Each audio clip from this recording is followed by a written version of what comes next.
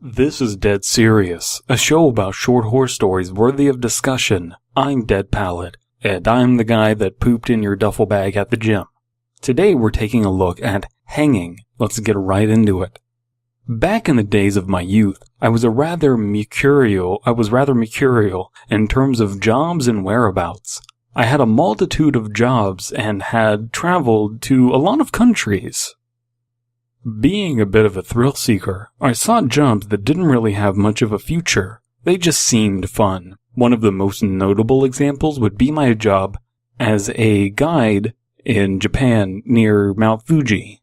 Alright, so I like this so far. We have a well-traveled narrator that doesn't like to stay in one spot. I always like that, because you can get really interesting, bizarre stories there, and you can get stories from the perspective of a Westerner about all kinds of places when you have characters like this. So that's a very useful thing to take note of, writers. Anyway, let's press on. I could speak some broken Japanese and got along well with my coworkers. Being the staff of a fancy resort, we had the privilege of borrowing one of the old boats on weekends to cruise on Saiko Lake along the banks of the infamous Aokigahara.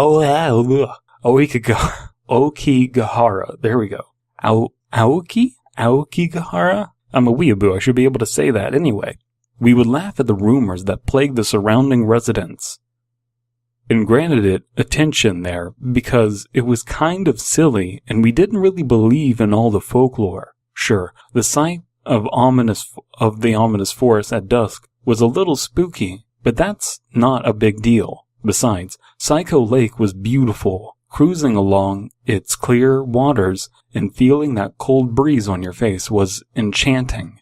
As we frequented our visits, the duration of each visit got longer and longer, spanning way into the late hours past midnight.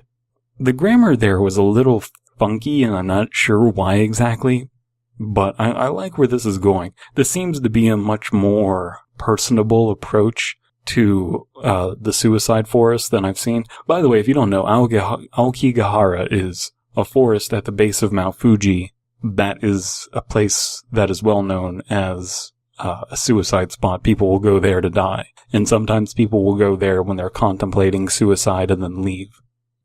Anyway, pressing on, it's a very personable version of that tale that I've seen many places about Aokigahara. I like this one. It's not perfect so far, but it's got me entranced. On our return journey of one such visit, I was supposed to be cleaning up. It was around 2 a.m. In the thrill of savoring our speedy cruiser, we had exhausted it of its power and could only afford a single light source. As soon as as I looked at the shores of the cursed forest, I felt a chill. I laughed a little, dismissing the thought of being watched. I knew my almost alarmist mind could easily conjure up such feelings, given the atmosphere. Anything 3 yards off the deck was cloaked in darkness. You could barely hear a distant cricket somewhere beyond the splashing and monotonous hum of the engine. A good use of wordsmithing, very interesting imagery. Again, it's hitting that perfect balance. I don't know why I say again. I haven't mentioned that in this video / audio thing, whatever. But it's vivid and interesting enough to be unique, but not so much that it becomes romantic. This is the height of how people will write in prose without bordering on poetry. So I like that. Pressing on. I was almost done when I heard a thump, albeit faint, against the hull. I curiously looked over, only to find nothing. I proceeded with my job, only to be interrupted by yet another bump, this time a little more pronounced. I looked back to see a pair of hands grasping at the edge of the boat. I froze. I heard of and even ridiculed the rumors. I had never imagined in my wildest dreams that I'd ever see anything like this. I was not ready for this. The garbage bag fell from my hand as I stood there, my legs shaking. I couldn't move. It looked as if someone was trying to hang off the ledge of the cruiser. my hands, as I could infer, the hands, as I could infer from the sparing light, had creased skin and long overgrown fingernails.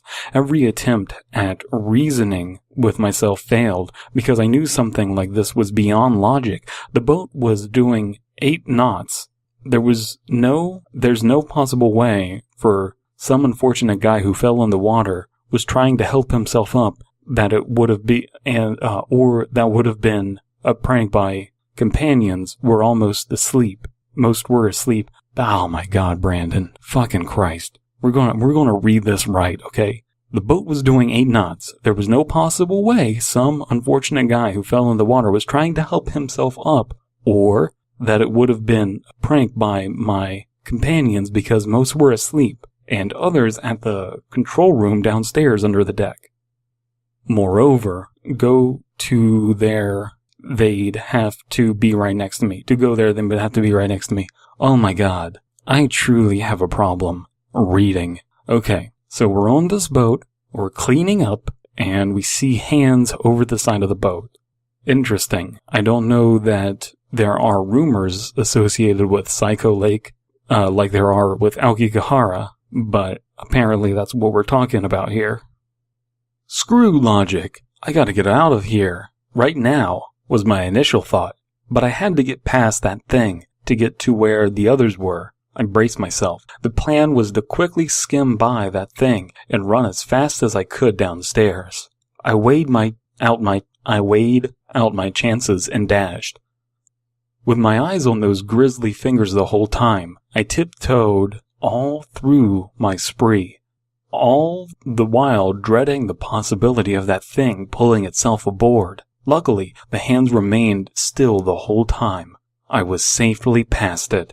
Crowning my fortune, I made the mistake of slowing down, thinking I had made it, and all that was left was to call my friends and deal with whatever that thing was. But I was wrong. Dead wrong. Those hands scuttled their way along the ledge, clasping the edge, burrowing its nails in with every grab. It seemed as though the thing, or whatever it was that was hanging off the ledge, knew I was going, and was attempting to intercept me. The initial alarm that ensued inside of me reawakened, and I turned around to begin a sprint for my life. I had only taken a few steps when something landed in front of me, something that was projected from behind. With my speed impeded, I examined it for a moment.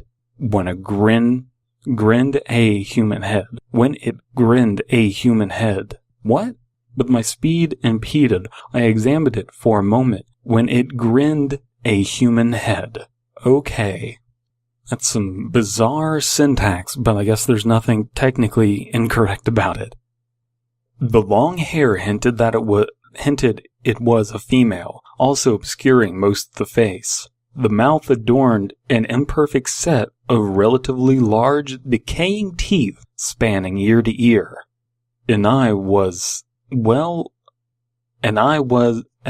as well was exposed. It was almost human, but the sclerosis was markedly yellow, and the pupil floated lazily without focus.